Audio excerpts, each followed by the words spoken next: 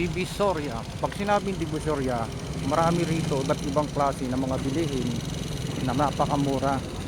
Lalo na pagdating season, December, lapit ng Pasko, ay talaga naman punong-puno yung mga paninda rito. Na kahit umaga at hapon, gabi, daksa yung mga tao. Dahil nga, sobrang dami mga nagtitinda rito.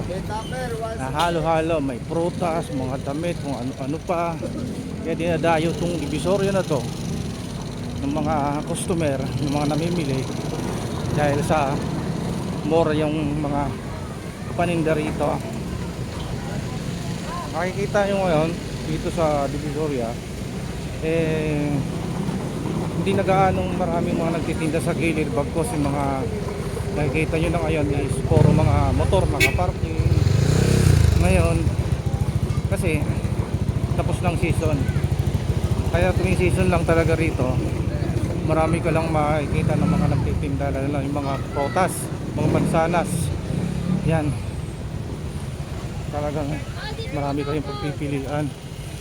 So yun, ganyan na yung tsura nya.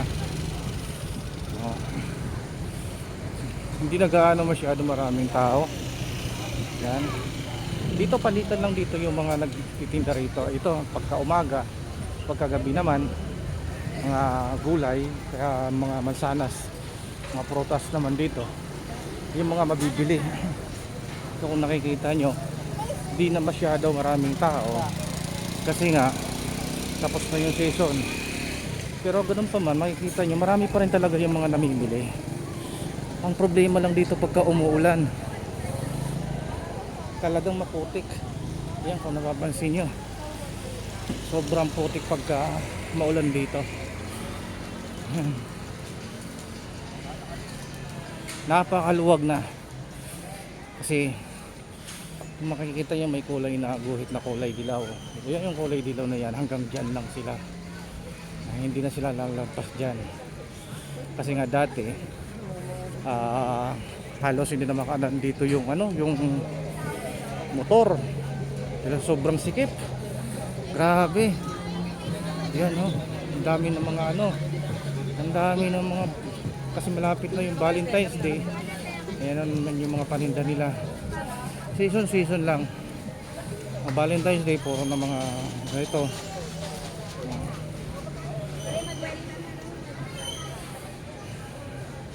Dito pag magpapaso talaga ang hirap makaraan dito, sobra. Hindi kagaya ngayon.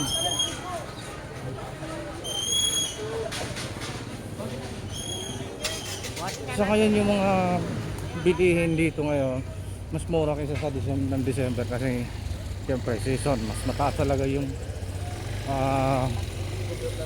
binta, yung presyo ng mga bilihin dito dahil sa December. Siguro mga maraming pera yung mga tao, kaya siguro kaya sila tataas ng mga presyo.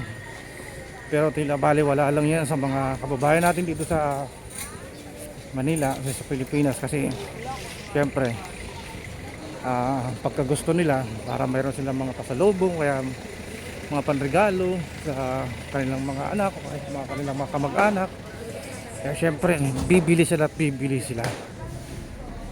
So medyo maluwag na ngayon, makakadaan na ngayon yun mga sasakyan, kasi nga dati hindi talaga makakadaan kasi kahit kariton hirap makadaan dito.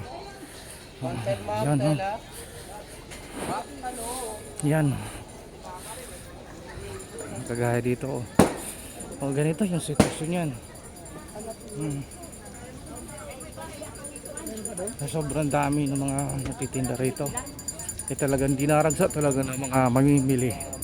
Parang kagaya rin sa Baclaran. Ayun, Baclaran din tuwing December din doon, siksikan din, napakaraming tao rin na mga namimili rito doon.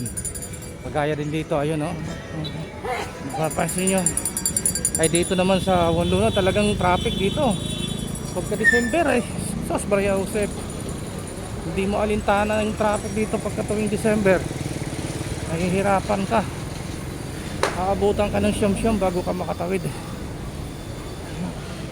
Ito papuntang yan. Lucky China. Dito yun, daming tao. Maraming tao rito kasi ay yung City Place Square Mall na yan, kaka Lucky China town yan. Dito na. Dito naman yung mga prutas na. Bukog sa Ruby Rice, hindi po nandito. Kaya kayo pagka gusto niyo bumili, mga namimili rito, eh magdala kayo ng mga bag. Kasi Ayan, ito pala. mahal dito yung mga pico bag pagka bumili kayo. At least mas maganda yung mayroon na kayo bit-bit. Nakita niyo daming Madam sa inyo, ma. ha. So yun lang. Ayan na, dito na ako. So may 168. Kaya dikit-dikit naman dito yung mga shopping mall. So yun lang, maraming salamat.